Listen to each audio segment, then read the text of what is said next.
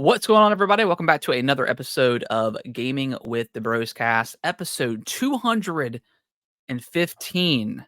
My name is Harrison. I am joined by my brother Nick, as always. Nick, how are you doing, buddy, on this very roller coaster Weird. of a Tuesday?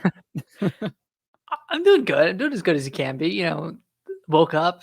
I always love waking up in the morning and reading those crispy Nintendo financials, Yes. and then I was taking my morning bathroom break, and right at 9 a.m. it always hits. But I was taking my morning bathroom break, and I saw the news about Xbox and the studios, and we'll talk about it. But Yeah, God, you were soured the rest taking of you the were day for me. taking a Duke, and Xbox dropped some Duke on you.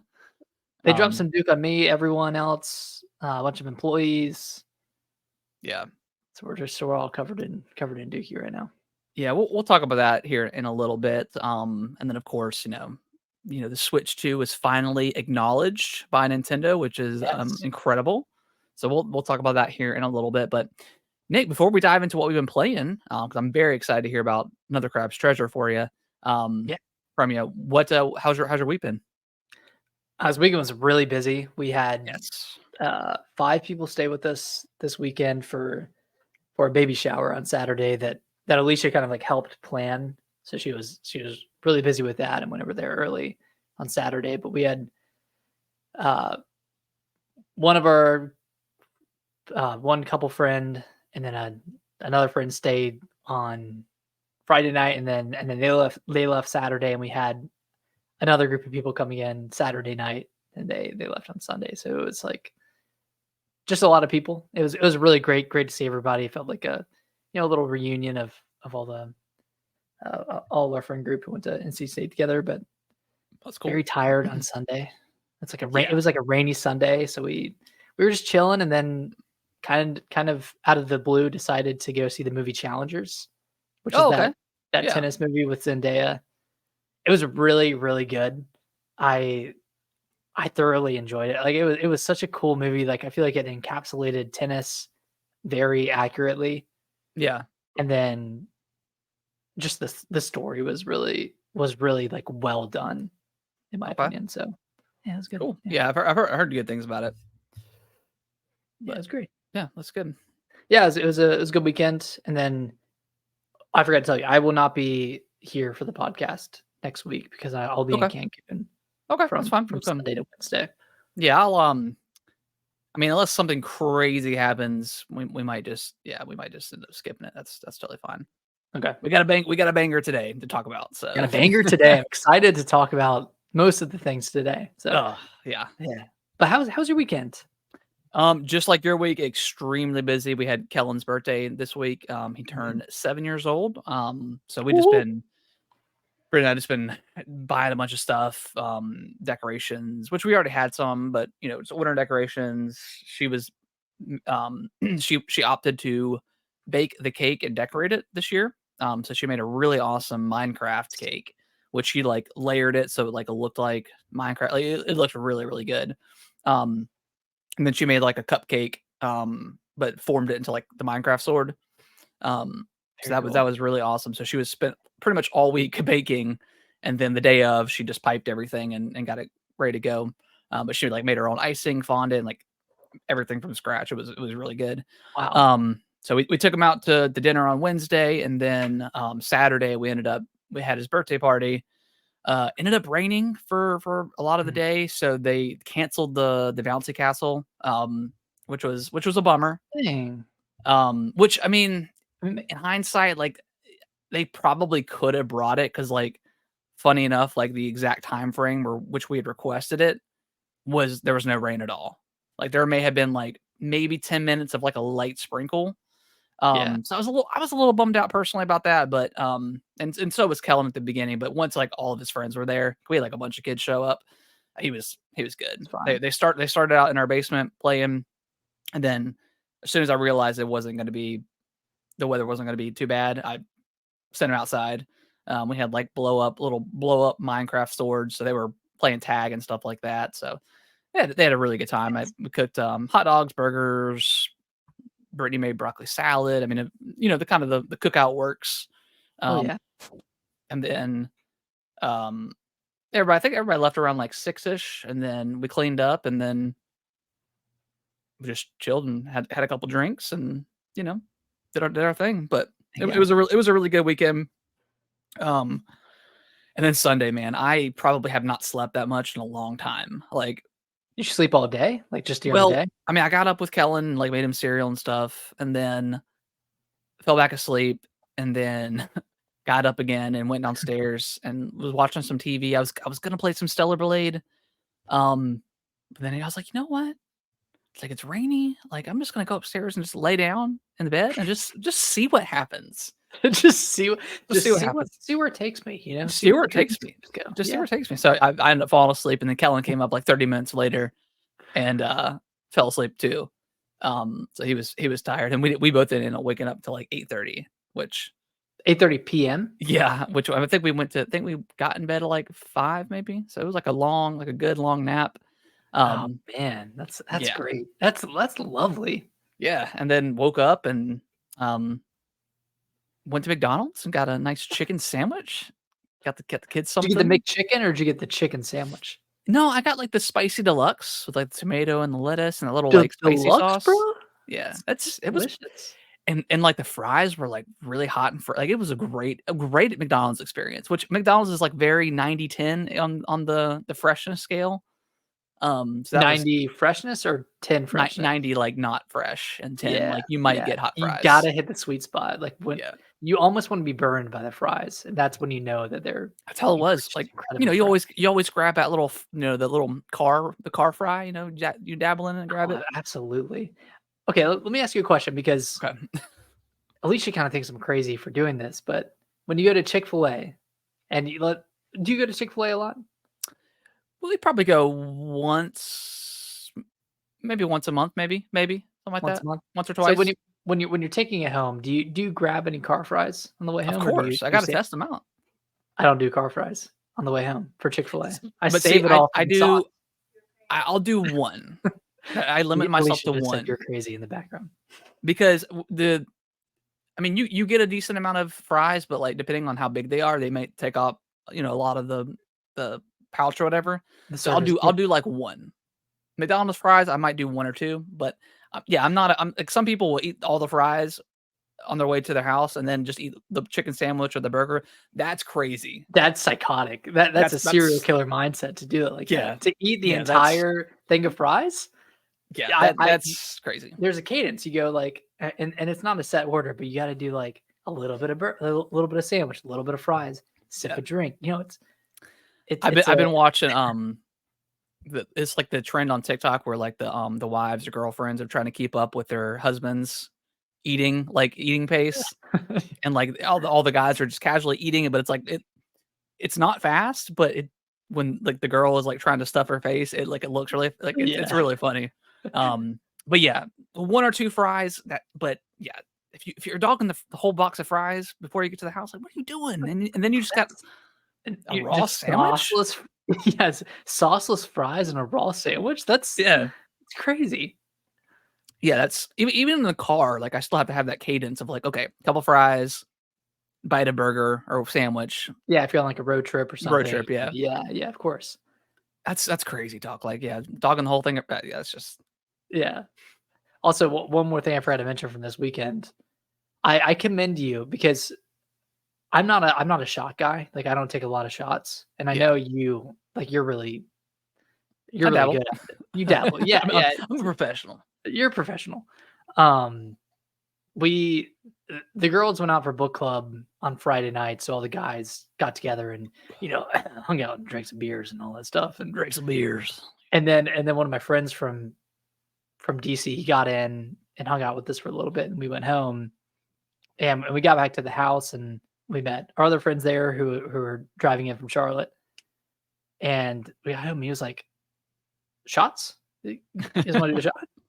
And like Oh, yeah? I was like, "I guess." And I got out the Sailor Jerry, the rum. I don't know if you've had Sailor Jerry before, but I it's don't like a think I dark have. rum.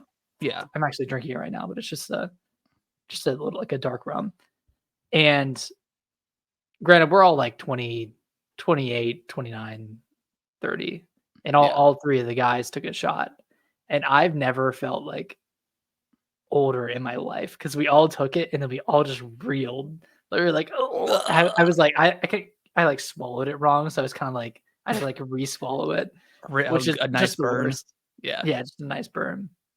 But I was like, man, it's almost like a skill, like a science taking a shot, and I'm just not good But at see, like swallowing.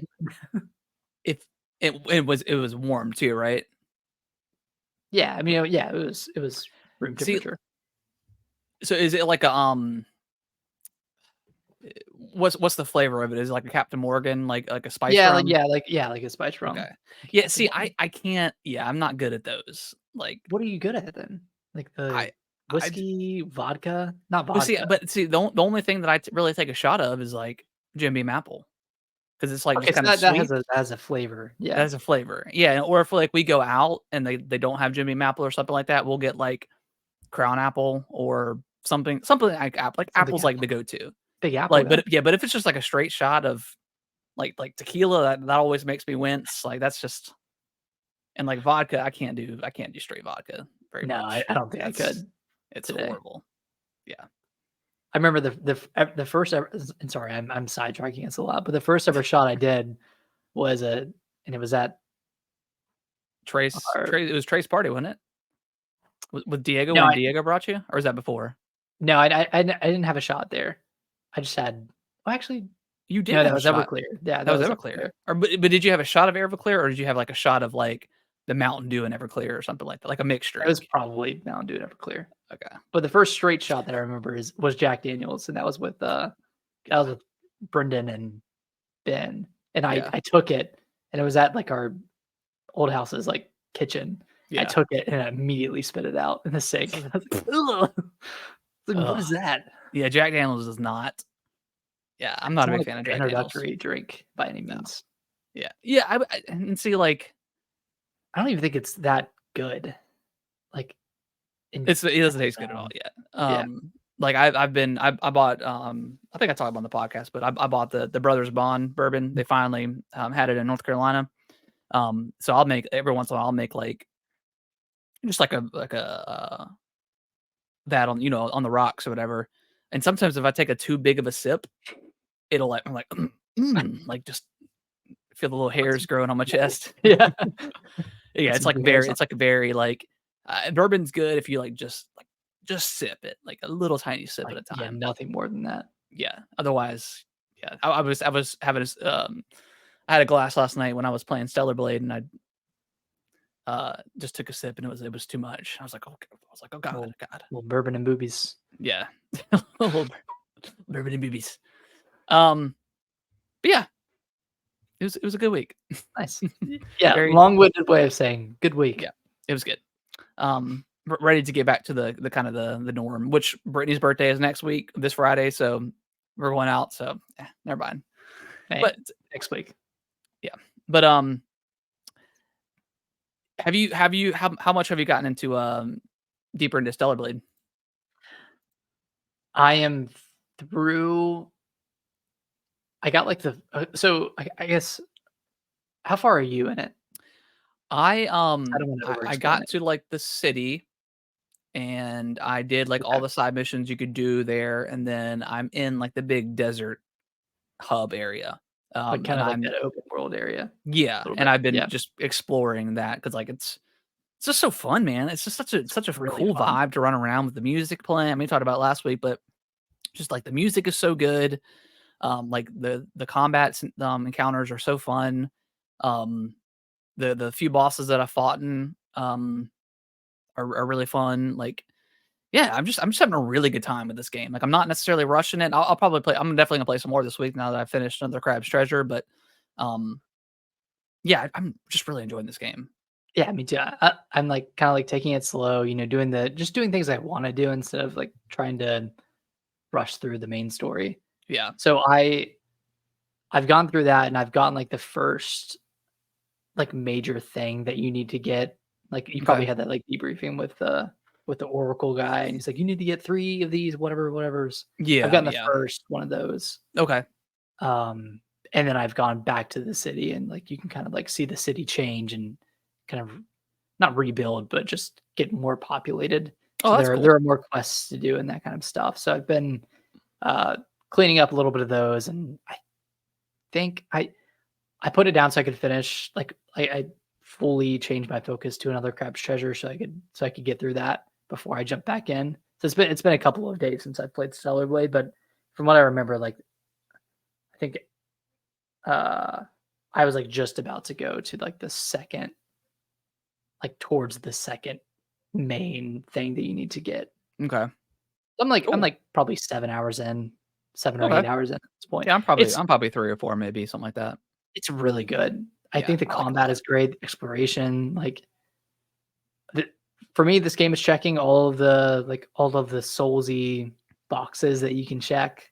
Like the exploration is rewarding, the combat is it's obviously challenging but fair, I think. Yeah, like I struggled with one boss last night, and it took me probably about 10 or 11 tries. Um, but yeah, Which once boss was that?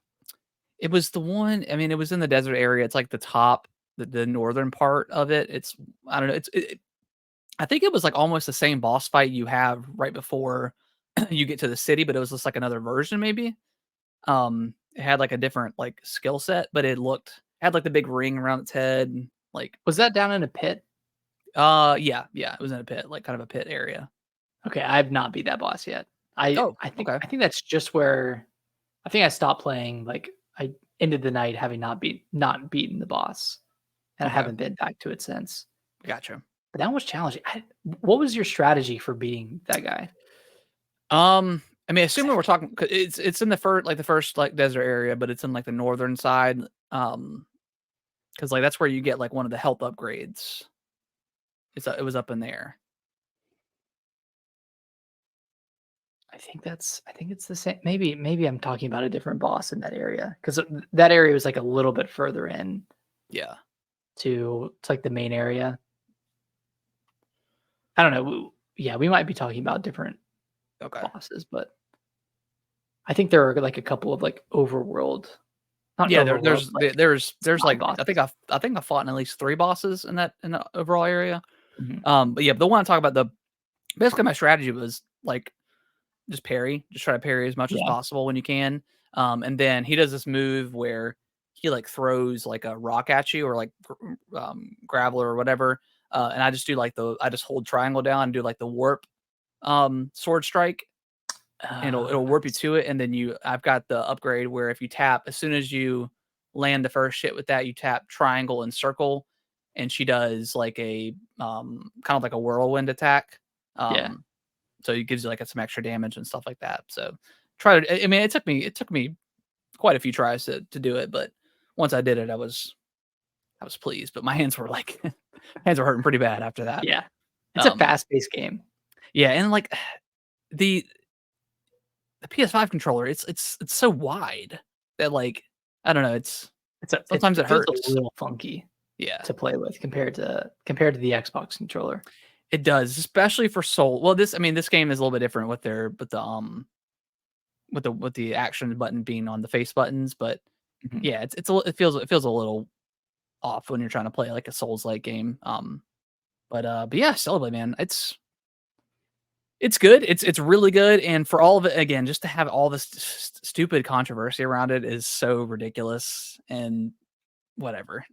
Yeah, There's it's so edge lords funny. on both sides of the argument It's so of funny seeing yeah, there are, I think there are weirdos on either side, but it's really funny seeing, like, people post these screenshots of, like, "Oh, like, this is version 1.0, and this is version 1.2, the censored version," and there's, like, a fraction more of Eve, like, covered up, and it's like, dude, there are, like, 50 other costumes that I are want to way more see revealing. 3 inches of cleavage versus 1 inch. This Yeah, is bullshit.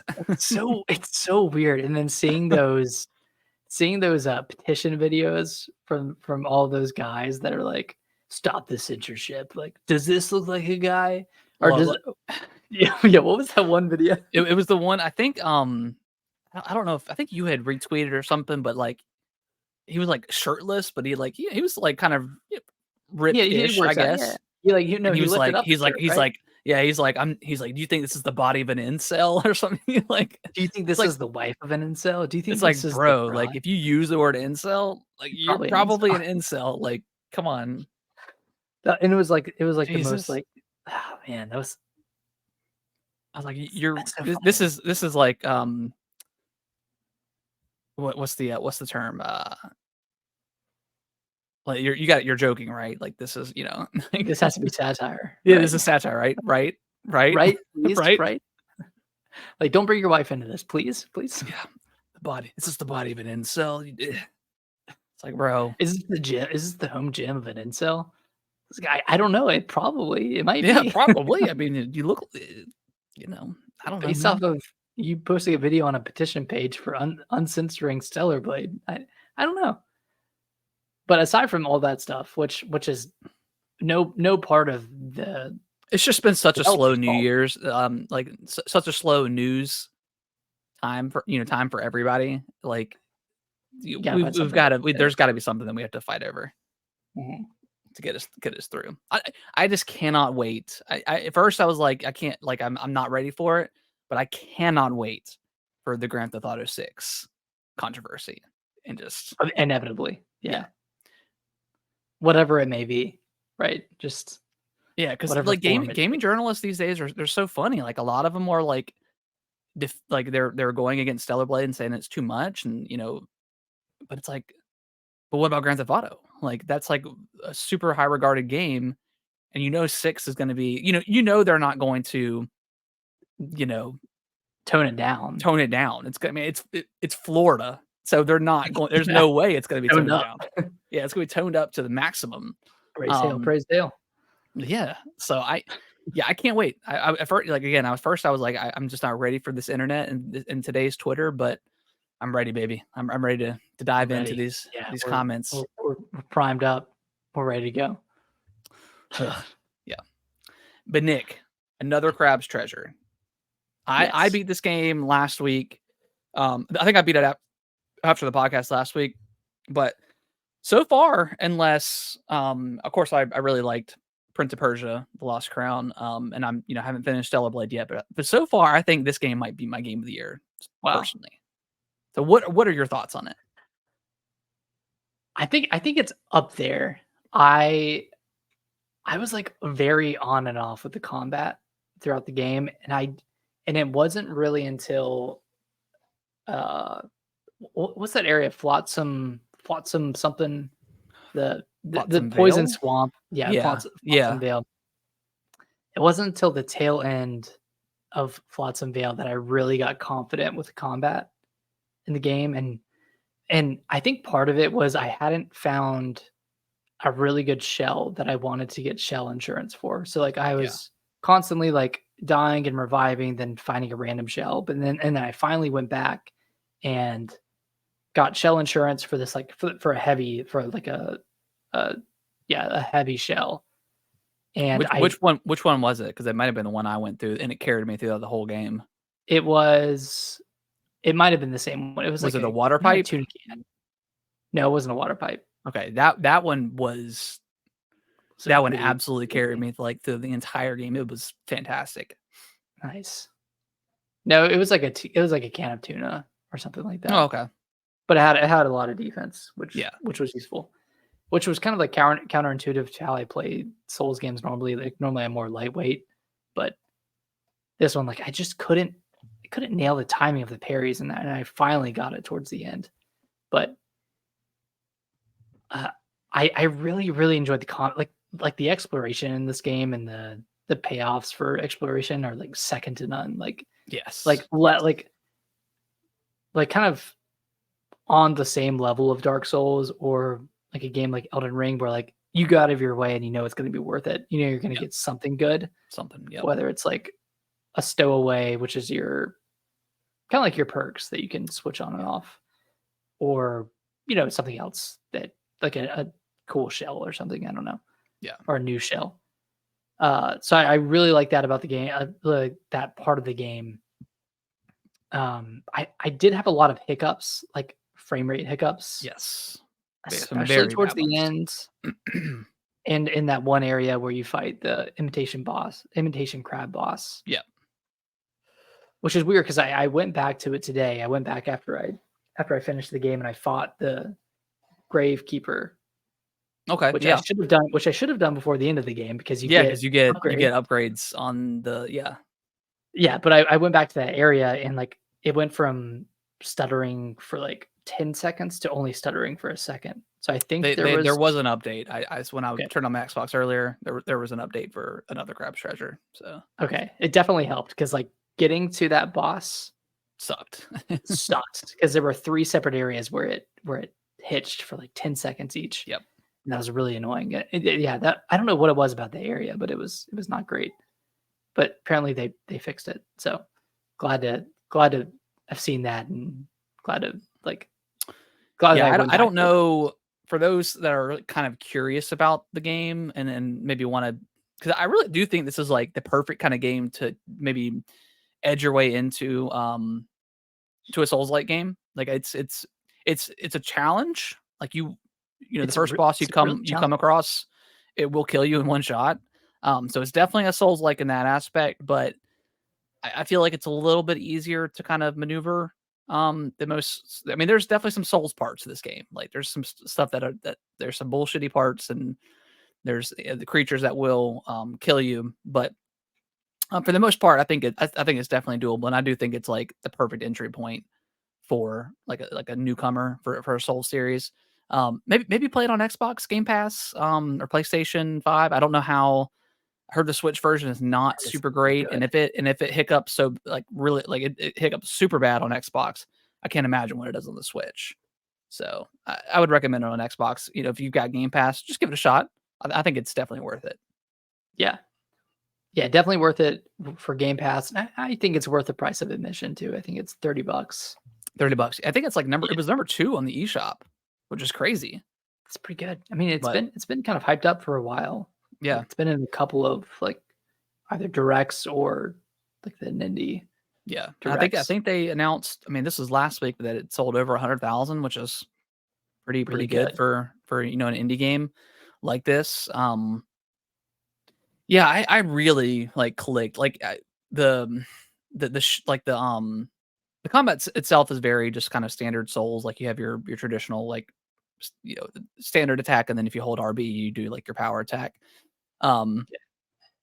but, like, uh, the pairing with the shell is different too, and it really whenever I fought, like, the queen at the very beginning, like, kinda like the first, like, big boss fight, Yeah. um, like, it started to really click with me. Um, more so, and I'm not a very good parrier in like any other game. Like Stellar Blade, I feel like I'm actually pretty good with. I can Yeah. kind of nail it. Um, but for like most Dark Souls and like Sekiro, like I'm just not. It never quite clicks. And this game, it really did. Like I had such a good time with it. Yeah. It just feels like the timing is different. It is And because the like yeah, because like a normal Dark Souls, like you tap the LB button or whatever to block or use your sword to. But this one you have to already be in like shell mode, in defense mode, and then when they attack you, then you let it go, and then it like yeah, then it does the parry. it's a little bit different, but yeah, it clicked with me in a way that other Souls games haven't with their parry system. But Yeah. yeah, it's a cool game. Yeah, and like I really enjoyed the very last area of the game, kind of like the Yeah, sunken city kind of area. yeah, or like the what's the flying what's like the floating area in Elden Ring? Oh, Farah Missoula. Yeah, that's kind of like they had like an Yeah, Azula part. kind of an equivalent to There, I that. don't want to spoil anything for anybody, but there's a certain boss fight that has like 2 phases at the towards the end of the game. Did it get you with its phases? I no, it did. I kind of saw it coming Okay. because of the previous enemies that Okay. I had So fought. it definitely caught me off guard. Like I had put my controller Well, down you like get on the my lap. achievement. Because you get the achievement for beating it. Yeah, and then I had like put my controller down, like I grabbed like my drink and I started took a sip, and then all of a sudden like the health bar. I'm like, what the? So really, yeah, cool moment. That boss, which I thought was going to be the final boss, was That's what I thought surprisingly too. easy. I beat it on my first try. Yeah, me too. I was like, I think, and I had like the hammer, like I had Yeah. like hit one of the shells. I had the hammer on my sword, and that was just taking chunks out of the health. Oh yeah. And then there's another two-phase boss after that, and then another one after Yeah. that. So you think you're done, and then you think you're done again. I think they could have cut out one of those two-phase boss fights. And granted, it's not all in succession. There are Yeah. There's save yeah. points between all of them. But yeah, by the time I got to the very last boss fight, I was like, and this was last night when I got to it, and I couldn't beat it. I couldn't beat him. I was like, the man, final boss fight. yeah, the Yeah. final one. I was like, man, like I don't know what I'm doing wrong. Something isn't clicking. And then of course I picked it up today and beat him within like 4 tries. Did you unlock the ability to like instead of like reeling opponents in, like you do like it catapults you towards them, and then you get like a big slash on them? Yeah, I had all the abilities unlocked, but I didn't use it. That one came in clutch. That Okay. one won it for me pretty Does it much. do an attack when you It does, get there? yeah. Yeah, it'll do like an attack and then like I think it throws you up in the air too, so like you can actually do like an additional attack. So yeah, that Wait, one really came in clutch. how do you do that when it does the like the little skill check, like reeling in thing? Uh I think you just have to maneuver it like You just the line away from like the enemy. Like you have to like I know, but like once you complete that, how do you warp to them? oh no, so there's two different variations of that skill. So you have the one that reels them in, but then if you hold LT and then click RT, it'll jump you to them. Like it'll catapult you to them. And that doesn't require you to do like a little skill check mini game. No, that one does not. Oh shoot. It Okay. automatically puts you over to them. Yeah, that one came in handy, especially for the squid boss fight, the one with like the cowboy hat, whatever gunslinger octopus guy. The Ceviche sisters or oh no, sorry. That was also a cool boss fight too. It Cool. was kind of a gimmicky boss fight, but Yeah. it was cool. You're talking about the one in that like sunken area. Yeah, right, like Right. right before, yeah, or yeah, the final boss fight of that sunken area. Yeah, Yeah. I didn't love that movie came area, in clutch. but Yeah, yeah, with the giant spider or the giant crabs that did you shot ever you. defeat any of those? I never even tried. Okay, I I didn't had either. got underneath them and like I did a couple of hits and it didn't I really was like, take this much. isn't anything. I was like, yeah, this is like I was like, this is clearly an enemy that I just got to run away from. Yeah. That area was a little bit annoying. Yeah, I That feel was like probably like the worst area in my opinion. they could have skipped that and it would have felt a little bit more concise. Yeah, But yeah, it whatever. wasn't like a super long area. No, You no, got through you it get it in pretty quick. 30 minutes. Yeah, but yeah, I mean, it hits all the bullet points of a Souls like. It's got its you know backtracking and it's got like shortcuts and stuff. Mixed with like a 3D action platformer. Like it's Yeah. all the platform and stuff is really cool. Especially there's a couple of really cool spots in like the floating area where like you have to do like the traversal stuff, like to jump off the like the sponges. And Yeah, that was then cool. did you get the night helm? No, I never found that. Oh, okay, yeah. Was that in the Farah Missoula area? Yeah, that's like the strongest. I think it's the strongest shell you can get in the game. Okay. But yeah, but Yeah. that's in that area. So yeah, I think I did. I think the only two achievements that I have to unlock now are to get all the shells, and I think to max out the health. I went back and did all the secret bosses and stuff, which was cool because like there's one like behind a waterfall that I completely just didn't even miss. So you just have to just go through, and there's a boss fight back there. Dang. And I was so overpowered that I just like killed him in like 4 hits. Yeah. See, I feel like there's a lot that I missed because I didn't fight the Gravekeeper before beating the game, and I didn't get that power that allows you to break up those Yeah, pink yeah, blocks. So I yep. after I Oh, beat the game, the I went mantis back and punch. Oh my yeah. god, dude. That's like the best ability in the game. Like that cleared See, it's made some of those boss fights so easy. especially the final boss fight. Like I used the Mantis Punch so much on him.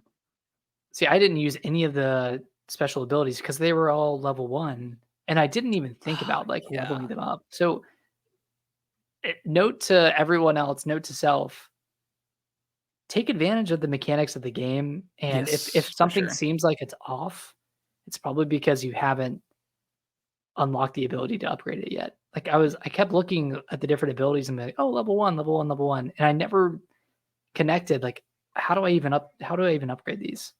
How do Yep. I how do I make these more powerful? Because they weren't doing anything. Yeah, I just ran like I just randomly kind of came across that boss and he just destroyed me every single time. And I was like, okay, clearly like this is like maybe like an optional or side boss that I can come back to. And I did like a couple levels later, I came back and beat him, and then he became friendly. And uh, I was like, oh, this is how you upgrade this stuff. So Yeah. man, yeah, you would have had I think you would have had a little bit of easier time with some of those boss fights. And that's so funny with it, I feel like this is the same scenario that happens with, Like every like, Souls like game, just every Souls game. It's just something you miss easy to over. miss. Yeah. Yeah, I feel like this is like Lies of P for yeah, I feel like we're switched. Like I loved Lies of P and you thought it was like you liked it, right? You didn't Yeah, think it was like I really amazing. liked it. I really did. I kinda wanna go back to well, I hope that hopefully they put that DLC out soon, and I'll go back to it. Yeah. And then you loved Another Crap's Treasure, and I thought it was great. And then I got to the end and I beat it and I went and got all that extra stuff. And then I explored more in the Yeah. sands between and found a bunch of other stuff. And I was like, damn, like I wish I would have done this before. Yeah, see, I It was explored a beginning. lot before I moved on to each like, I pretty much tried to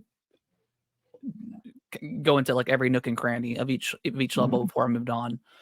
Yeah, I just got, like I mean, I picked like I said, I picked up Stellar Blade, and then I just was like, "Oh, let me try another Scrap Treasury," and I just got mesmerized by it. Like, it just Yeah. absolutely, like, sucked me in immediately.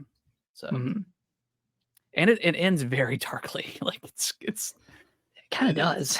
yeah, it's a yeah, it's I mean the whole game is like pretty dark. I mean, Yeah. instead of souls that you're trying to purge out the microplastics inside of you and Like so all those little yeah. like loading facts that it gives like it's like it says, oh, there's microplastics in your body and there's nothing you can do about it. Yeah.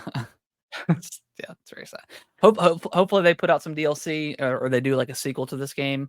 Because there's so much more they could do. I mean, like so many more enemy types that they could do. Like I mean, like sharks weren't even in the game really. So I mean, Right. there's so much. There's so many. So many avenues they can go down. Yeah. So yeah, I highly recommend it. Whether you like Souls games or not, I think it's a good entry point. And with Game Pass, I think it's kind of a no brainer. At least try it. And then other than that, dude, I've been playing so much Fortnite. I'm like, oh my god, man, Still grinding still away. grinding. Dude. I'm probably gonna finish the battle pass. I mean, the season doesn't expire Dang. until the end of May.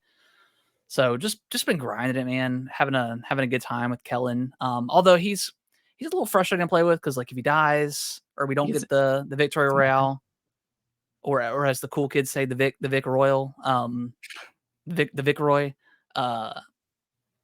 he gets really mad and he like quits. Like we were playing earlier and he died. Like he ran off and he got killed and they his body was down for a second and they ended up shooting him. Yeah. Or no, I think we were running through the storm and I made it out because I had like a flying ability or something, a flying pickup. He didn't and he died in the storm. And he got mad and left. And then I ended up like 2 minutes later getting the Victory Royale. I was like, buddy, we won. He's like, but I died. I You was should like, have been but it there. doesn't matter. We won. Yeah. So I think it's a little bit of a learning curve for him because like he just once he dies, like he wants to be like revived immediately and stuff like that. I'm like, well, like if we're trying to win, like we have to we have to kind of play the Be long strategic. game, be strategic. So he didn't really get that, but I'm trying to.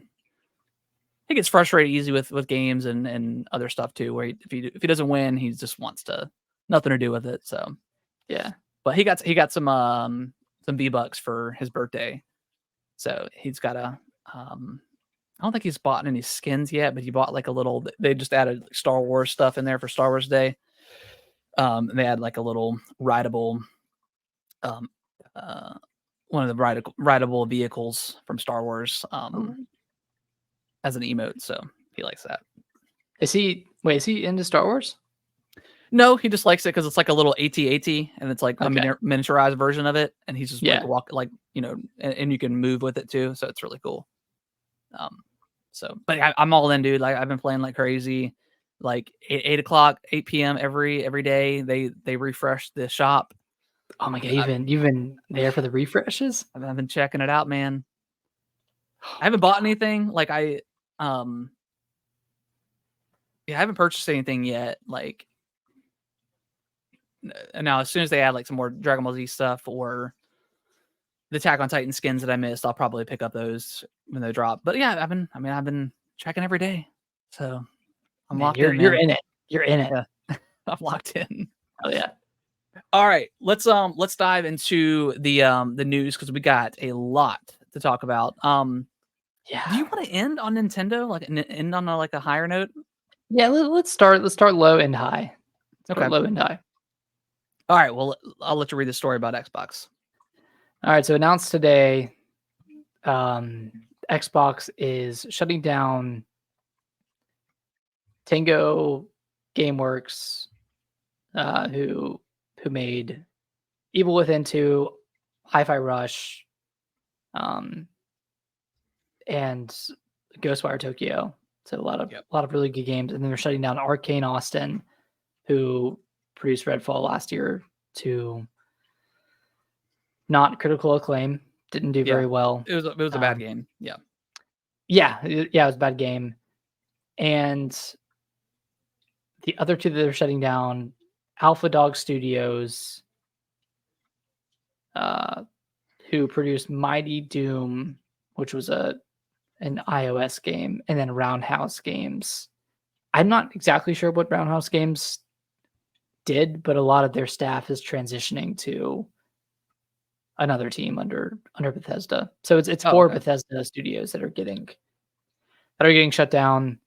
It's not clear how many layoffs there were across all of the studios, but I'm sure we'll know in the coming days. Yeah, this is just sucks. it's just shitty, man. Like Xbox, like where do we even start, man? Like, I mean, let's start with Hi-Fi Rush, which was their first critically acclaimed game in like 10 years, like so long. I know. Yeah, they're the highest rated Flight game Sim was forever. highly rated, but that's and Forza's are always higher, highly rated, but like original IP, like a really good game, which I do need to go back and finish, but yeah, like they're I mean, like this was like kind of like a critical darling across the industry. It just came to PS5 and so like it's just weird. Like and they kind of flaunted it too. Like this is such a great game. They ported it to PS5 a month ago, right? Like back in March, 2 months ago. Yeah, month and a half. And then like I don't know what that effort was, if they were planning to shut down the studio. Like, was that just a last ditch effort to get some additional sales? And then like you have like there's like I don't know, like just Phil, Sarah, like I don't know exactly. Like they know about this stuff, and like I think just yesterday, like Sarah, and it's a now deleted tweet, but she had put out that it was like a photo of like some Xbox stuff, but it was talking about like Bethesda. It's talking about like all their teams, and they're like, oh, we work great as like, that you're gonna be closing the studio down. Like, why would you even Just simply don't say that? Yeah, don't say that. It just makes you look like two-faced, shitty. Yeah, just like it hypocritical. like desensitized to like the situation. Like, and then you have like Phil, like last year whenever he was talking with the Kind of Funny crew, when they had him on for it wasn't specifically about Redfall, but it just happened to line up with Redfall launching horribly. He was just talking about how like the thing he loves about his team is like they let their studios create whatever they want, and then you have something like Hi-Fi Rush come out and it's beloved, and then you shut them down. So it's like, what do you want? It's all pandering. None of it is genuine. I don't think anything that Sarah Bond or Phil Spencer is saying is genuine at all. Like their stupid podcast that they had talking about their games going multi-platform. Yeah, like only 4 games. I think they're going third party fully at this Yeah, point. Like, after I this, don't. yeah, and then like yeah, after this, like everything is coming to everything. Halo, Gears, like it's nothing's gonna be first party anymore. Like after this, who's actually excited for anything Xbox hardware related? I'm not. Like I'm not excited for Hellblade 2 because I know that the studio is probably going to get shut down after it releases. yeah, I'm and not that's excited that's for. yeah, that's what I had tweeted earlier. Is like okay, like I don't see in a world where Hellblade 2 sells millions and millions of copies. Like it's just not. I don't think it's realistic, and I honestly don't think it's going to increase like Game Pass subscriptions by a ton. No, So no, you have no one those knows two it's coming out. things. Yeah, you have those two things, and the game's gonna be great. Like I have no doubt that the game's not gonna be good, but I don't think it's gonna sell. I don't think it's gonna sell millions of copies because it's on Game Pass. Um, it's not gonna increase Game Pass subs by a lot, and it probably cost them a lot to make this game. So if it doesn't 6 do years, well 7 or years. it doesn't meet this magical expectation that they have, yeah, I could totally see um Ninja Theory being shut down by like the end of the year. And Yeah. that's not something you as a fan of gaming in general, like screw the console wars, that's not something you want to think about It's like, at all. why am I playing this game? You Yeah. know what I mean? Like knowing that this studio, regardless, is probably going to get shut down. And then same for Avowed. Like, I wouldn't be surprised if Obsidian ended up getting absorbed into uh like Bethesda's main studio. Yeah, to help out with like Fallout 5 or something like that. Right. Trying to pump that out as fast as possible to keep up with the hype train of the TV show. Which good luck pumping that out within a Yeah. span of 4 years. Like, Yeah, I don't know, man. I mean, we talked a little bit about before the show. Like, I've always been on the side of Xbox, mainly because it's like I think it's my favorite place to play games. Like, I enjoy the ecosystem. Of course, I love Game Pass. I just even down to like a controller. I just prefer. Yeah, it's not as like high techy as like the Big win. PS5 controller, but it's like a basic controller that just feels really good in the hands. And I've just always enjoyed their controller layouts. Um, so I've always kind of defended them, but like This I is can't. you can't This defend is like this. this is Like, like the camel that broke the straw, the straw that broke the camel's back. I can't. I mean, it's a camel that broke the straw's back too, It broke the straw. Um, like there was a point today where I was like, man, do I just cancel my Xbox subscription? Like, do I even want this shit anymore? I was thinking about canceling Game Pass.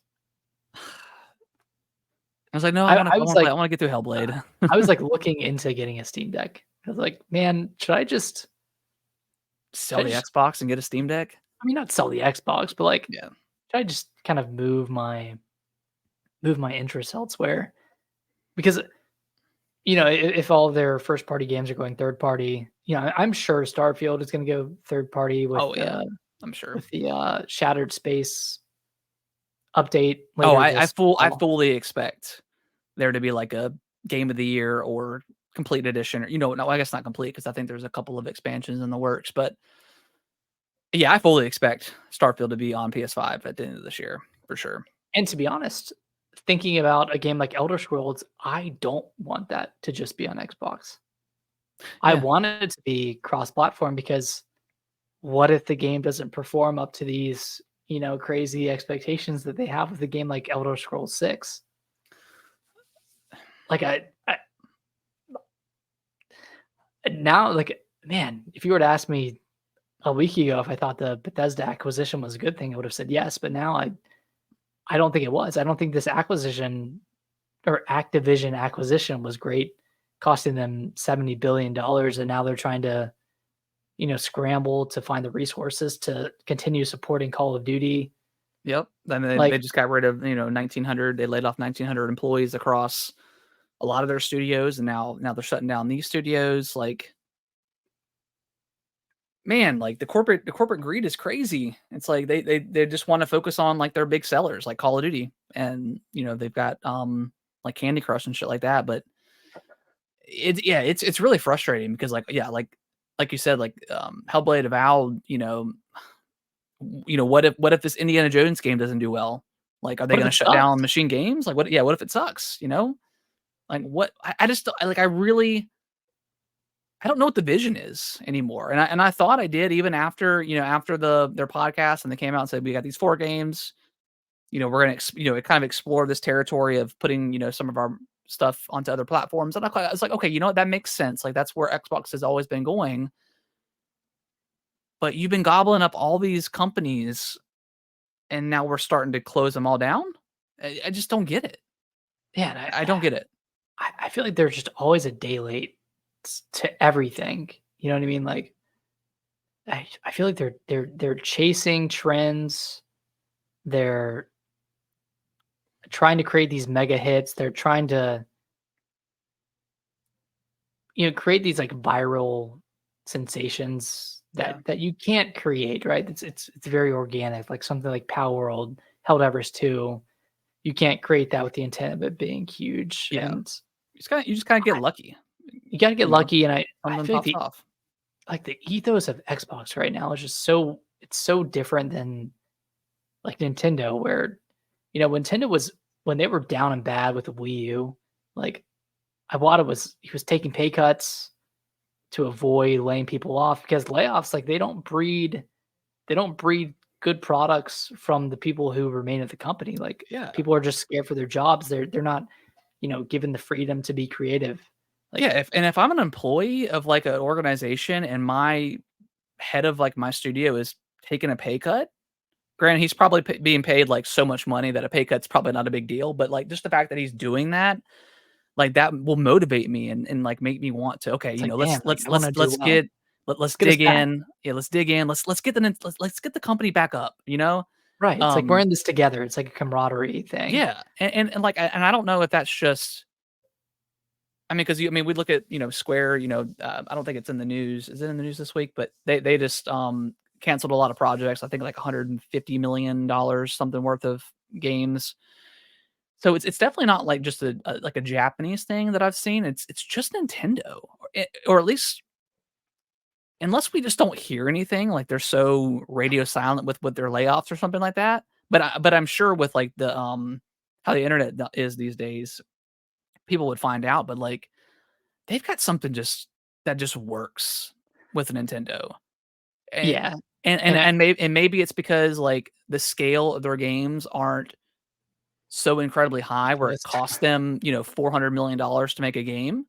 Um maybe that's like, or at least like every single franchise cost, like I'm sure Tears of the Kingdom probably cost them a lot of money, but like like Mario, Kirby, like we'll talk about here in a little bit. Kirby's like 7 million. Like there's just something that they've hit like this really perfect stride with their game development where they've figured out a way to make really fun games that don't break the bank, and they can just like let their teams be kind of creative as they want to be. they don't have to be super hits, right? Like Yeah. a game like, Fire Emblem Engage or something like, Princess Peach Showtime. They don't have to sell 5 billion copies to be a success. Yeah, because it doesn't They can cost live in the them 1 to 3 it doesn't million cost them range. that much to make. I mean, Yeah. gosh, how much do you think Princess Peach cost them? Probably not that much. Yeah. I And bet I like bet I bet I bet the marketing costs more than the game itself. It's probably not the case, probably. Yeah. but I mean, gosh.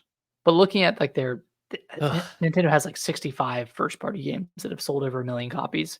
The Yep. majority of those games fall within like 1 to 3 million copies sold. Yeah. And like for any other company, apparently aside from Microsoft or from Xbox, like that's hitting the 1 million to 3 million mark is a really great number for Yeah. any game, you know?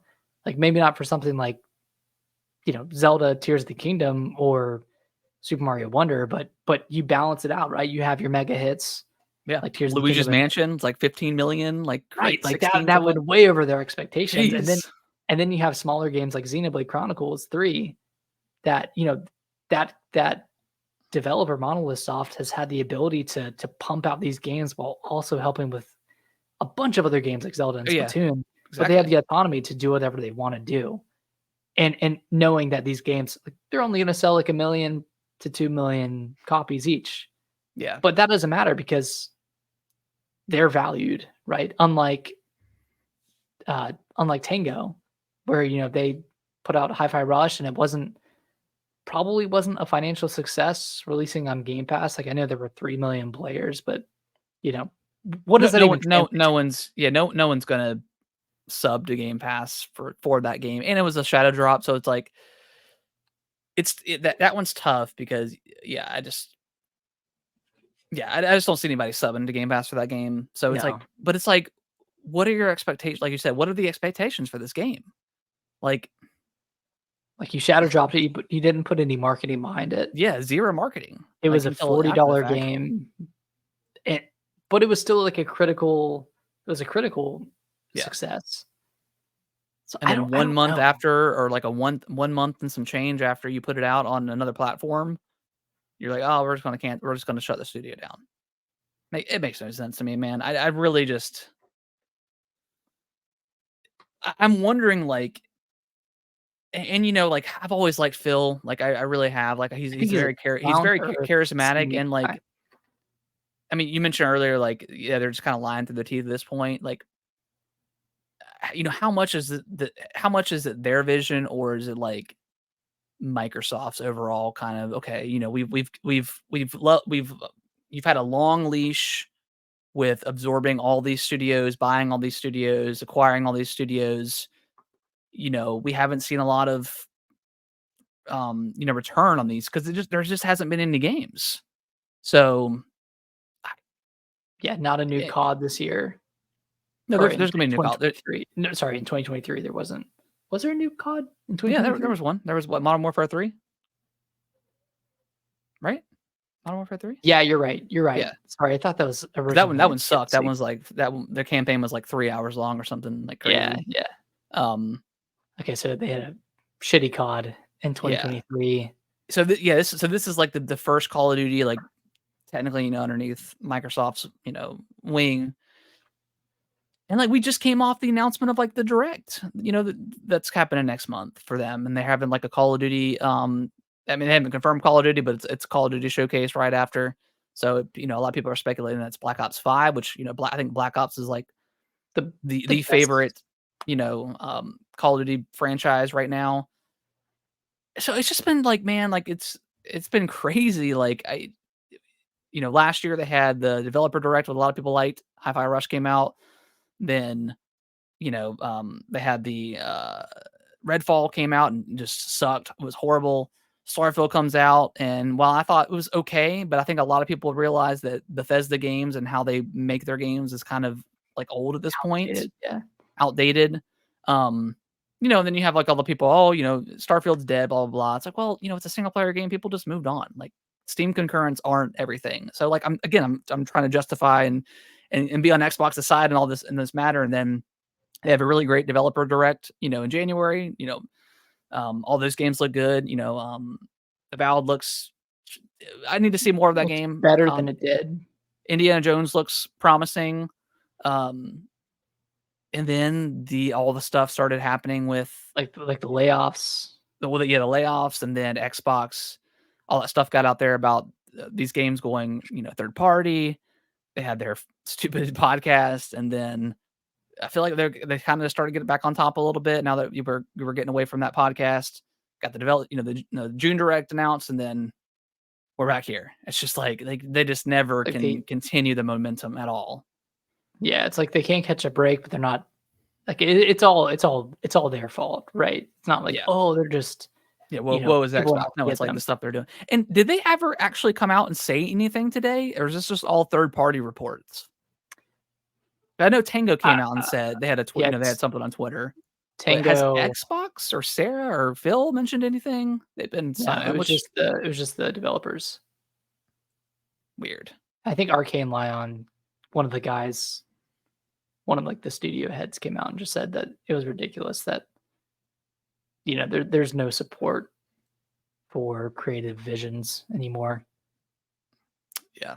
I think that's telling from Xbox. It just doesn't seem like it seems it doesn't seem like there's any vision with where they want Xbox to go. Yeah. Like acquiring Activision was a bit of a reach, and I don't think they knew what to do with Activision necessarily. but they just wanted to like gobble up as many companies as they can. So Yeah. I don't know, man. Thank God, Games like, are I cool. thank God, like, I know Toys for Bob are, like, screaming in their studio right now after this happened, because I mean, they were gonna get shut down. They were one of the first ones to Yeah, get shut down, and they got their way out of it. So, I don't know, man, like, no one's safe. It doesn't even feel like. even going with, like we were talking about Nintendo before, it's like, have, like, your big, massive games, like, your Diablos and your Call of Duties and stuff that just, like, generates money, and then just have like, have smaller teams that have these really awesome creative games that they're really passionate about, and if they don't sell super well, that's okay. It just kind of adds to the catalog of Game Pass, which that's the kind of the point of Game Pass, right? Is to have a really incredible catalog that people can dive in. You get them in with one game, you get them in with Call of Duty on Game Pass, and then they're like, okay, I'm kind of bored of Call of Duty. What else is in Game Pass? Let me scroll down. Oh, Hi-Fi Rush. I heard about that game. Let me continue my subscription. It's like there's your answer right there, but they just I don't know. They just Yeah, I don't again, like you said, there's no vision, and I have no idea what it is, and I have no idea what they're going for in the future. Everybody except like Call of Duty team seems like they could be laid off at any point in time. Like, yeah, it's a mess. yeah, and like having these smaller studios builds goodwill with players, and it gets people interested in studios or games that they wouldn't normally be interested in, Yeah, and that kind of stuff is invaluable. I just like what they were saying in that email, like, oh, we're allocating resources to what was the phrasing, like not mega hit games, but high. high impact, right? Yeah, High impact games. I mean, that sounds exactly like Square Enix, like what they're doing. yeah, they're And they're I they're don't think not. that's a Yeah, good solution to it to what the problem is, where they're funneling too many resources or too much resources into these huge games that aren't having returns, like Final Fantasy VII Rebirth. Like, I can't imagine how expensive that game was to make, and of course they made it exclusive to PS5, and that was a bad call. yep. Same with Final Uh, Fantasy 16. I mean, same with yeah, like I think same with like Ubisoft, like Assassin's Creed. Like, there's so many developers that work on these games because the scope is getting unreachable, I think, at this point where they're just like scrounging for taking teams off of projects like how Toys for Bob was with Activision, like, and working on Call of Duty. Like, yeah. why is the team that made Spyro and Crash, why in the hell are they working on a first person shooter?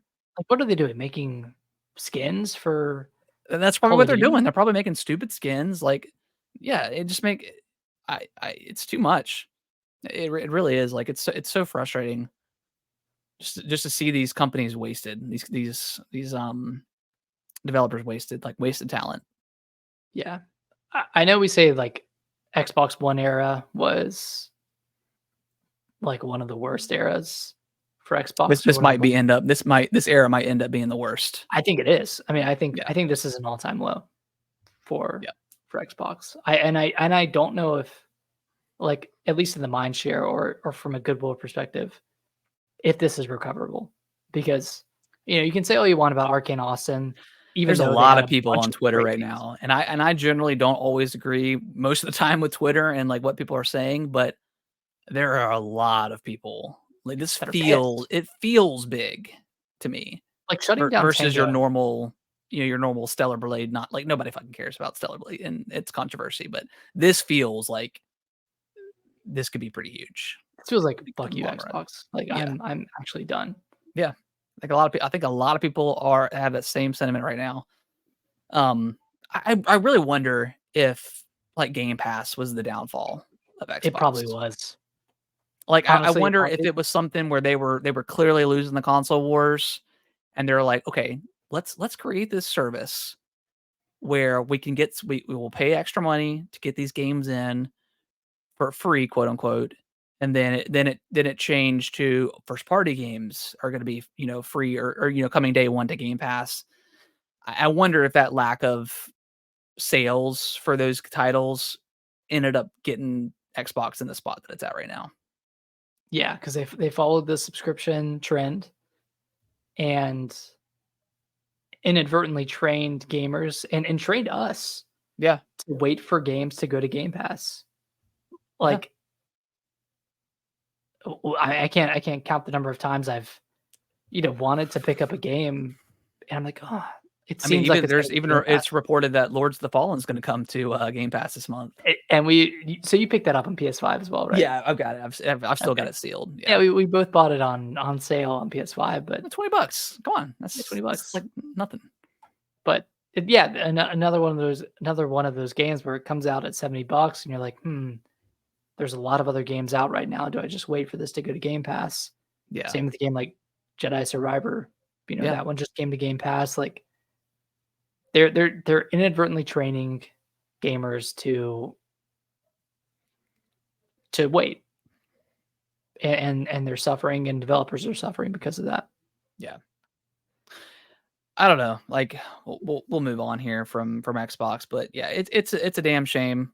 And the fact that like we could jump into the PlayStation controversy now, but the fact that PlayStation just had like a major screw up on their end with Helldivers 2 and making people sign into their PlayStation account on like the PC.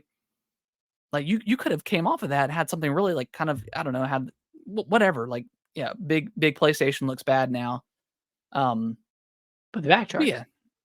But so yeah, we'll talk about that now. Yeah, so over the weekend, this was all to be fair, this was always the plan with Helldivers on PC, is you were supposed to log into a PlayStation account. But I think their servers got so jam packed up front that they took that down. They took that away because I guess they just didn't want to deal with that, but they could get caught up on servers and stuff. So it was always the plan, but I don't know if I know PlayStation is new to PC, but the PC master race are finicky creatures. They don't like to be fucked with at all. Like They don't like to have to do they want anything to else. log into Steam and they want to play things in Steam. Like we're talking about people that won't even download like the Epic The Epic. launcher or Yeah. something like that to play a specific game. Like they get pissed off when stuff is exclusive to Epic. So you're dealing with these types of people, again, PC gamers are very finicky, they're very Particular. and they're very above they're like again like the PC master race that they feel like very entitled to their games and stuff like that. So you're this is not the crowd to mess with. And boy, did they fight back. No. And honestly, good on them because PlayStation obviously ended up backtracking that and because they were getting review bombed on Steam. Steam was also because there's some countries that don't mess with PlayStation logins or something like that they were just full on refunding the game to people in those countries because I think that they was the couldn't problem. log in. They couldn't log in, so they were losing money because of this. So that's inevitably why they backtracked. Hey, you fought against the giant and you won. I think it's a cool story. Yeah, it's a cool story. At first I was like, why is everyone bitching about having to log into something? And then I heard about the login issues with a bunch of countries that don't allow like PlayStation Plus or whatever that linking. I was like, okay, that makes more sense to be upset about. Because like if you're like, and because I was like your same point of view. I was like, you fucking people always you already get to play your stuff for free. Like we're over here paying for these services to actually play these games. Like you guys are just playing without any have never been charged, a dime to play anything multiplayer on the PC. And that's fine. Like I don't really feel like console gamers in 2024 should be paying for online service, but that's something that's probably never going to change at this point. But Right. so yeah, I was like, man, it's just a login, bro. Like, come on, like whatever. But then I was like, okay, yeah, I can see what I can see what you guys are talking about. Yeah, but yeah, good on them. They took down the Goliath. Maybe we can have a similar set of consumers fight back against Xbox for Yeah, shuttering studios, but we'll see. Oh, and then just talk about Xbox real quick. Like, I don't know if it was on their Twitter page or something, but it might have been on the Xbox store. It was like they announced like a new the new controller color. controller, Is like Feel the Burn. Like, bro. you Did guys you are not just, coordinate with your marketing team on this one? oh my god, dude, their marketing is like horrible. I swear to Anyways, God, if I see another controller or custom Xbox from them, I'm gonna lose it. That's all they do. Like they put all of their R&D into they really do. That's like the running controllers. joke at this point. And then again, just to hark on Xbox a little bit longer. Like even like obviously I know it's Saturday, May the 4th. Like Sarah and Phil were both like it's like how dare you? How dare you celebrate Star Wars knowing obviously this company these developers have nothing to do with Star Wars, but like how dare you? Like don't have fun. Like Yeah, how dare you? anyways. Um speaking of Activision, Nick, you want to read the next one? Yeah, so it was Unless you have anything else to say about Helldivers. no. Okay. Um, kind of twofold for Activision. First, they canceled Tony Hawk's Pro Skater 3 and 4 of course in lieu of more Call of Duty Yep. work. And then they allegedly were working with Nintendo on a 3D Donkey Kong, but canceled it. And I'm guessing it's to put more resources towards Call of Duty, but that's unconfirmed. I don't have many thoughts on this other than I'm not surprised. I was a fool to think, and this might have been before. This probably was before This sounds like it was probably Xbox took before. over, Yeah. but I still feel like a fool for thinking that anything at Activision would change after Xbox took over. Yeah. And yeah, these definitely happened before they acquired Activision, but just based off of what we've seen today, I don't think anything's changing about who they're putting on Call of Duty, how important Call of Duty is. Yeah. It's I the think if breadwinner. anything, they'll put more Bethesda people They're gonna double on Call down. of Duty. Yeah, double down the shittiness. I don't know. What are your thoughts on these two cancellations? Not much. Like honestly, like I mean, I wouldn't trust Activision to make a good Donkey Kong game anyways, unless it was Toys for Bob. And maybe that's who it was. I have no idea. That would have been perfect. And I also just I don't even trust them to make. Well, I guess they did make 1 and 2, which was really good. But that was Vicarious, right? Yeah, that's right. That's right. Yeah, and they got moved they're on Call over. of Duty. They're on Call of Duty now. Jesus Christ, God, dude. so stupid. Yeah. Anyways, yeah, I really don't have much to say about it other than it just makes total sense for the way that company was ran. So Yeah. Jesus, man. Here's it. Can we pivot to Nintendo? I need to end on a good note. Yeah, I'm getting sad I'm boy getting over pissed here. off. Yeah. Sad boy, pissed off boy, whatever. So yes, originally we postponed the podcast because of the Nintendo financials and potentially some Switch 2 news, and Yeah. we got both. So Nick, you want to dive into the financials? Let's dive in. I guess first we should dive into that tweet. The That the president- Furukawa tweet. Yeah, the Furukawa one. And yeah, just a random 3 a.m. tweet, which I think is 9 a.m. in Japan, so it makes sense. Yeah, it's around that time, sometime in the morning. But essentially he said that the Switch successor will be revealed within the next fiscal year. So that's before March 31st, 2025. Yep. I'm assuming it'll get revealed sometime this year. September or probably October, maybe. Kind of I following kinda like hope. along. So I mean, that's the thing too. It's like technically it could be revealed in like January, not come out until like the end of 2025. But I don't think they're gonna do that. I just don't feel like they have enough stuff in the pipeline left in the Switch, and I think it's just kind of time. So yeah, I'm thinking like a September reveal in their direct, or maybe have their normal September direct, and then I don't know, Reveal it after that, and then reveal have after a that, launch and then have it launch in early. March. Yeah, Yeah, something like that. similar, very similar to the Switch. I hope it follows that cadence because they get that, the early adopters in March and Q1, Q2, and then that other bump in the holidays. So that was like the kind of the first official mention of a Switch successor, which is very exciting. And I think in one of the Q&A, or in like the Q&A, the investors Q&A, Furukawa, it's Furukawa, right? Furukawa. Furukawa. Yeah. He was asked a question about like what is the nature of the next console? Like, is it kind of in line with the Switch? Like, is it in that same kind of in that same family? And he confirmed that yes, they should think about it as like a kind of a direct successor to the Switch. So Yeah. it's gonna, allegedly follow that same structure of like, oh, it's Sounds probably like a Switch too. yeah, sounds like a Switch 2, which makes sense. Like that's kind of what they've alluded to. Yeah, and like the doubling leaks down. last week kind of confirm, Right. Yeah, sound clear exactly like what we specs. would want from like a Switch 2, Switch successor, whatever Mhm. iteration, whatever the case is. So yeah, it makes perfect sense. Yeah, and then the second part of the tweet was confirming a direct for June Yep. that has no mention or does not feature the Switch successor, but will obviously cover games for the back half of the year.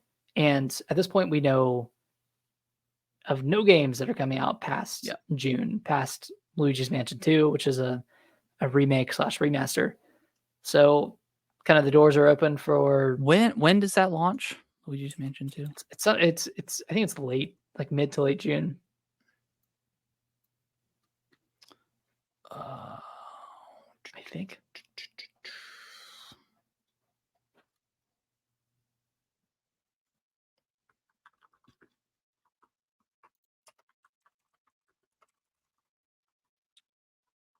oh, that was the original one. Jeez. Hard to search. June 27th? Yeah. June Yeah, 27th. June 27th. So there's got to be a direct before that. Then I'd Yeah, I imagine get that final trailer for because Luigi's that Mansion 2. follows. Yeah, that falls on a Thursday. Yeah, because they changed their release schedule for their games. So everything comes out on Thursdays now. So yeah, anywhere between the 3rd and like the 26th is open um for a direct. So I would imagine it's probably going to be in like the first couple weeks. I don't think they can. I think they can have it before, obviously, a couple weeks before Luigi's Mansion. Mention it one more time, whatever. Um, I'm sure that game will sell pretty well, considering Luigi's Mansion 3 sold so many copies at this point. Um, but yeah, that's exciting. June direct, Yeah, I think that now's the time, man. first one this year. Right. Oh my gosh. Yeah, I think now's the time for Wind Waker and Twilight Princess. I'm so ready. If any direct is going to be the direct, it's this one.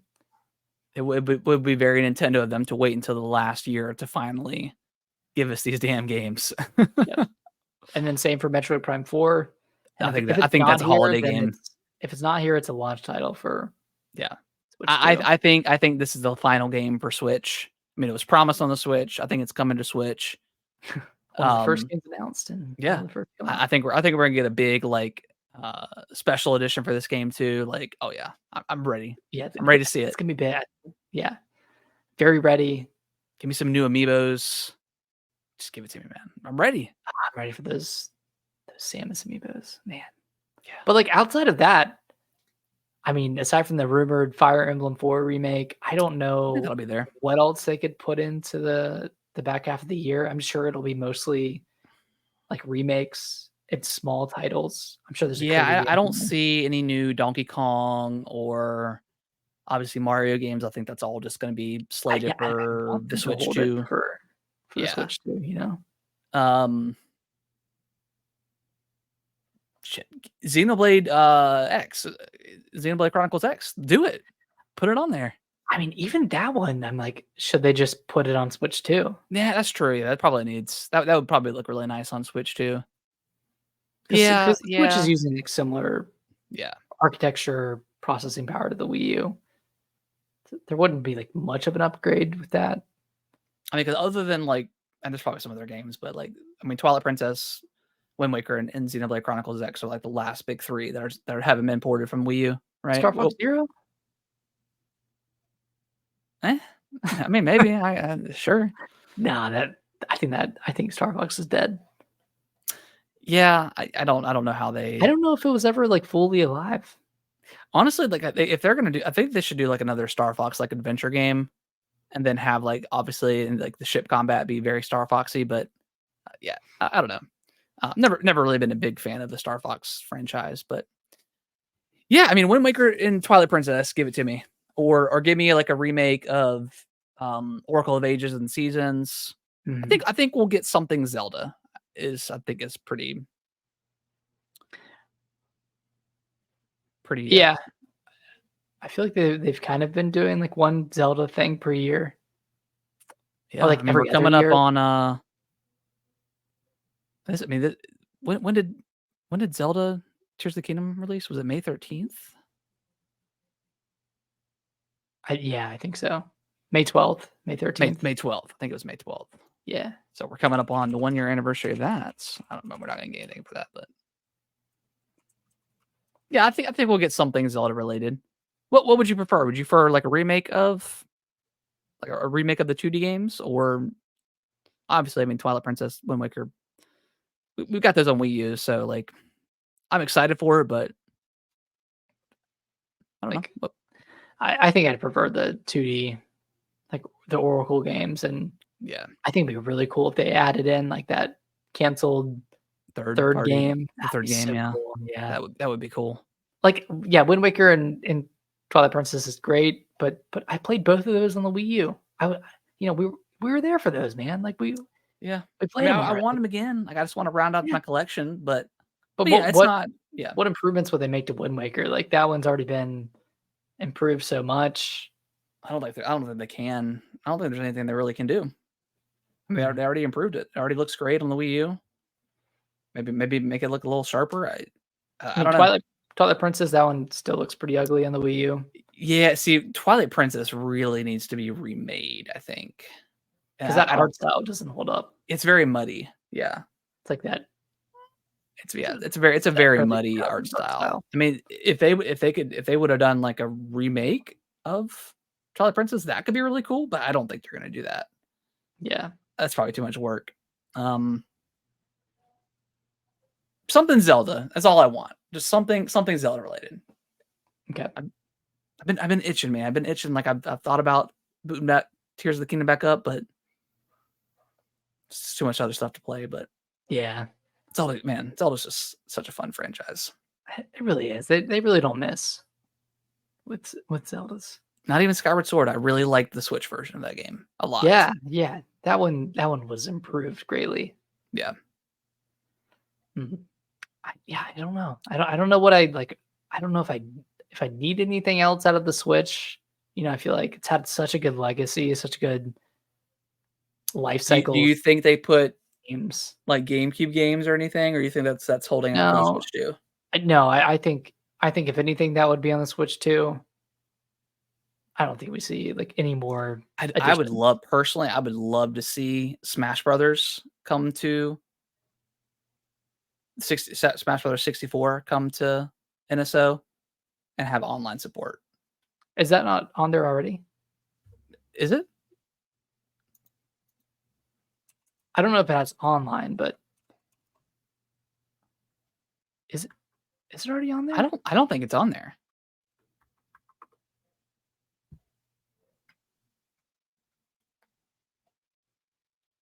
Yeah, Smash Bros. I don't think it's on there. That could be really cool to come and have Yeah. like online support. That could be really cool. Yeah, that'd be sweet. Dang, I Just guess like back to basics kind of thing for Smash Brothers. right. Yeah, other than that, I don't really know what else. Like, I don't think we're getting anything like super new. We might get like another Kirby game or something, like a kind of a smaller End Kirby of life game. cycle game. Yeah, end of life's. I think that Fire Emblem game is probably gonna come. I don't know. I'm excited. I'm just excited for this direct because It's very it's unknown.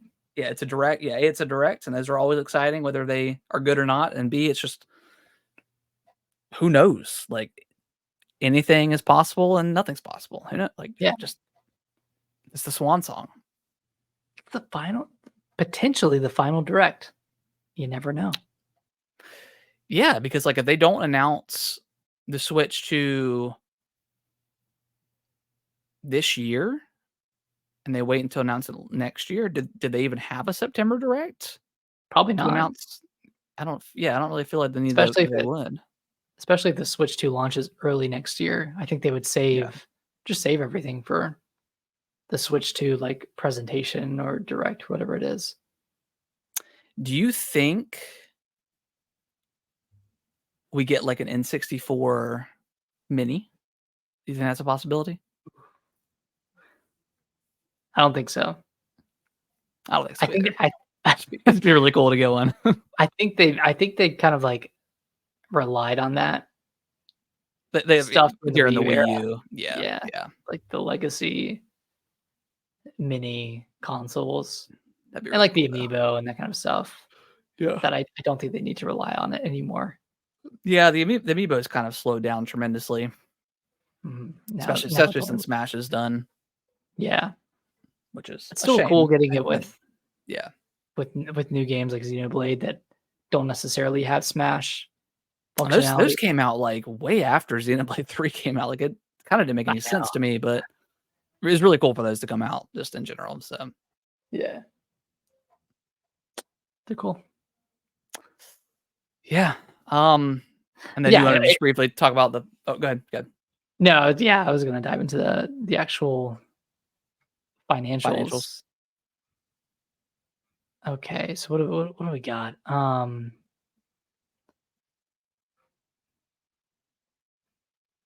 mean, honestly, nothing too crazy, but I'll just go through like the sales for some of the newer games. It's still crazy that Animal Crossing is the second highest game on I Switch. That know. is Yeah. insane to me, but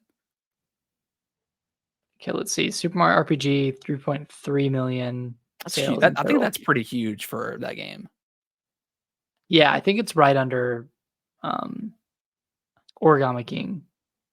Yeah, I think Thousand Year Door, I think it's gonna sell very well. Like I think it's gonna hit like probably 5 million by the end of the year.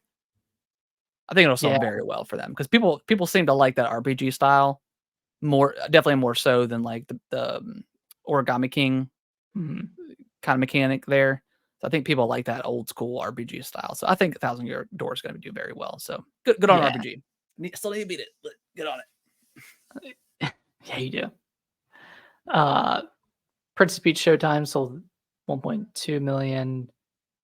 Mario versus Donkey Kong sold 1.1 And million. that was in 1 week, right? That It was was like just first like 10 days, first 8 yeah. days, something like that. Yeah, So pretty much that could be closer to 3, to be honest. yeah, maybe. I don't know. There's been a lot of marketing for that game. Yeah. I think this game will be maybe a little bit potentially like an evergreen title for them. Kinda hoping. Potentially. Yeah, kinda hoping it is. Yeah, hopefully it's kind Same of with the like same Wonder. thing. Yeah. Well, Wonder's definitely evergreen. That one's at 13.4. It's crazy. I don't know if Mario versus Donkey Kong is gonna be evergreen. That one's just over 1 million, so That's good for that game. That's really good it's for good. that Yeah, game. definitely good for that game. Pikmin 4 is still selling well, 3.5 million. So happy for Pikmin. So I happy. know. It's such a Such a good it's a game. really good game. God. Tears of the Kingdom, very, very slow, like very short legs. It seems like that one's only at 2.1. Everybody that Sorry, wanted that 21 game million. literally bought it like in the first month that it came out. Yeah. That one's weird. But I guess I mean Breath of the Wild is what, over 30 now? 32? Yeah, it's over 30. So I mean 10 million in in then less than a year. This could sell more over time. Especially Yeah, on and like a new system, like someone gets the Switch 2, maybe skip the Switch and like they advertise Tears of the Kingdom, or maybe we don't know if I mean, it's pretty much confirmed that the Switch 2 is gonna be backwards compatible both digitally and physically. So maybe they'll have some sort of like up-res version. So maybe they'll pack that game in. Maybe they'll do a Tears of the Kingdom bundle this season, holiday season. I could see them doing that. That could be Yeah, cool. yeah. And like you have to think like Breath of the Wild took 7 years to get Yeah, to to get to 30. 30 So million. Like 20 million in a year, no matter pretty damn which way good. you cut it, it's pretty damn good. And then of course, like you have your evergreen titles, Mario Kart 8 Deluxe, Switch Sports, Animal Crossing New Horizons, and Yep. Pokemon Scarlet and Violet. Those are all selling well. And then I think the only other major thing is that their hardware projections for this year are, I think, around like 13 million, which it's still pretty high given the software that they're putting out this year. So that makes me think that they have something else major in the chamber that they're going to reveal at the June Direct. Do you think this will be the Yeah. first year, whether or not the Switch 2 gets announced, that they'll have a price drop, or do you think they'll just continue with the bundles? I really I think think they're pushing to be the number one selling system of all time, getting past that PS2. Like, so I think we get the price drop this year, 250. what if it comes in June? What if it's next? What if it's at the Direct? Like, why not go ahead and put a price drop in now? Yeah. It's like, oh, and by the way, we're reducing the price to 250 or 200 And then you can have your $300 bundle, you know, with in Tears of the Christmas Kingdom time with Tears of the Kingdom and Mario Kart and everything else that they do. for the OLED, I'm assuming. Oh yeah, the OLED, yeah. Yeah. Like drop the light down to like 150 and then OLED to 250 or 300 or something like that maybe. I forgot Yeah. there's like the base I think Switch too. you Do go they have 300. a base Switch anymore? The regular one? I Or is it pretty much all OLEDs now? think it's mostly OLEDs. Okay. But you could always do like 300, 250, Yeah. 150 for the 3 tiers. Yeah. That'd be cool.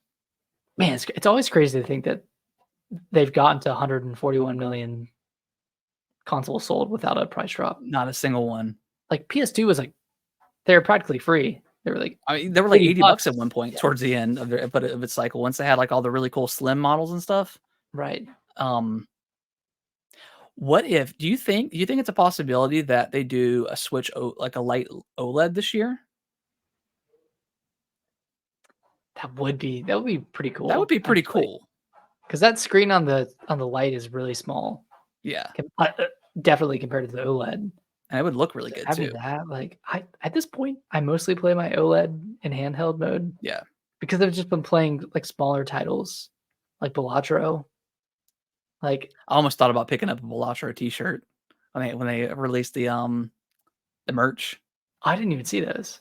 Oh yeah, go on Twitter. I think it's under their Balatro Twitter page. But yeah, they've got like a coffee mug. I think a couple of t-shirts with like the base Joker on it. It looks pretty cool. Might have caught that. I don't know if they would invest resources into making a light OLED, but that would be cool. But yeah, I think a price drop could be very interesting. That could be Yeah, that could be cool. I think it could. They'd probably outsell Xbox Oh, for sure. this holiday season with the price drop. Yeah, I don't know if there's any like Probably without it too, but yeah. And granted, like with the Xbox stuff, like the general public doesn't know anything about anything going on internally with Xbox, like and they don't care. us, Yeah. or do they care? But it doesn't feel good. It feels very bleak for Xbox right now, and who knows if they can ever turn. I don't know, man. But any last thoughts on Nintendo? What's Mario Kart 8 at?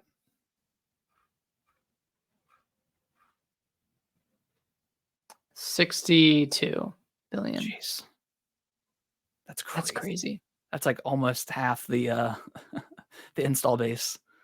That's so crazy. Yeah, really. Granted, a lot of that was like pack-ins and bundles and stuff, but still, But hey, that's insane.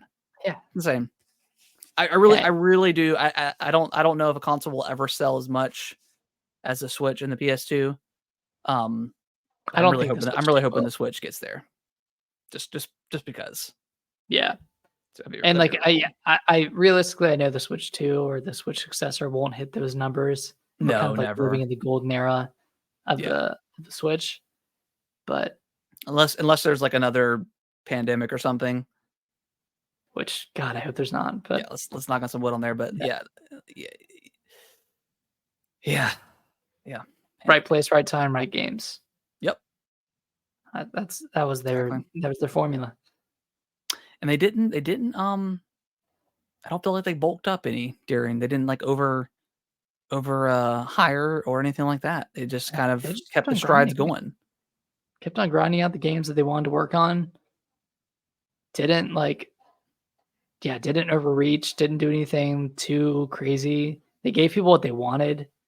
Like we're getting Thousand Year Door, we got Yeah, Xenoblade 3. Like yeah. I mean, and they that's delivered. and They again, like delivered. to just talk about briefly what we talked about last time. It's like the success of Animal Crossing and them being able to just make so much money on a game that they probably didn't have to spend that much money on in the first place. And granted, yes, they got very lucky with the timing of the pandemic and stuff, but they probably then used the money they made on that and said, "Hey, Mario Wonder Team, Do what you you don't have a time frame. Just make a game as perfect as you can, and when you say it's ready, we'll say it's ready, and then Yeah. that's it." No one's pressuring you. No one's waiting on this. No one knows it Yeah, exists outside of Nintendo. Take your time. yeah. I really hope in like the coming like the next generation or just going forward, like I hate when games are announced years in advance. I just want to if a game gets announced, like I want it to be out in 6 months. Yes. Like that's And kind of my preferred. Even a year, I think, is too long because there's always that potential that it could get delayed, and then now we know about it, and then we're just like, well where is it? You know, with a Nintendo, it's like we don't usually know about stuff well outside of Breath of the Wild sequel and Metroid Prime. Like we generally don't know what's coming, and I think that's why their presentations are always so exciting, just because we have no idea. We have speculation, but we have no idea what's coming. I think that's what makes it so fun. yeah, it's like having a presentation in June and it's like, "Oh, this shit is coming out this year." Yeah, That's awesome. yeah, Whereas with, PlayStation or Xbox specifically, it's like you have that 2020 presentation that shows Fable, State of Decay 3, yep. Hellblade, and All really cool stuff, but yeah, it's like, none of it's come here we out. are. Yeah, And then what crazy. 2022 they had everything's coming out in a year, and like almost nothing did. Right, right. Hollow Knight was part of that presentation. Like the worst part about the Silk Song is it shouldn't have been announced as quickly as it did. They should have just waited. Yeah. But anyways, I digress. But all right, well, yeah, that was a little bit of a longer episode than normal, but we had a lot of stuff To to say. talk about. So I don't think there's any upcoming games right this week that we nothing's coming out. Still just This week, no. I don't think anything next week, and then I think it's Hellblade and Paper Paper Mario Mario. end of the month. Um, Definitely looking forward to both those games, but Yeah, kind of happy there's a little bit of a lull because probably play some more. I'm probably gonna finish up Stellar Blade and then play through Tales of Zera, finish that up. Um, who knows? Who knows what else I'm gonna play? And we yeah. got freaking Elden Ring next month, man. God, June's gonna be. I cannot wait for June. June's gonna be We lit. got Summer Games Fest, Xbox Showcase. Xbox Showcase, which I'm still excited So for. excited for, yeah. I Nintendo want to see Direct. Gears. Hopefully that's there. Nintendo Direct, Elden Ring on the 21st. I mean, it's good times, man. Yeah, eating good. Eating good. Eating good. All right, guys. Well, I hope you enjoyed this episode. We appreciate everyone obviously tuning in, listening, all that good stuff. We forgot to mention it, but we have a feature now where you can technically text the show in. So instead of like emailing in, if you guys have any questions or just want to share your overall thoughts, there should be a link in the description below. You just tap on the link. It'll take you to your respective texting app like your phone normally would, and you just send your question, and it'll pop up directly on our website. So if you guys ever have any questions, just feel free to go through that Link. method. Yeah. So really cool. All right, guys. Well, we will see you next week. Bye Bye bye. bye. Thank y'all so much for watching this video. I really appreciate it. Consider subscribing to the channel. I'll let YouTube algorithm pick one of my videos below for you guys to watch. Give it a click, and I hope you enjoy, and I will see you in the next video.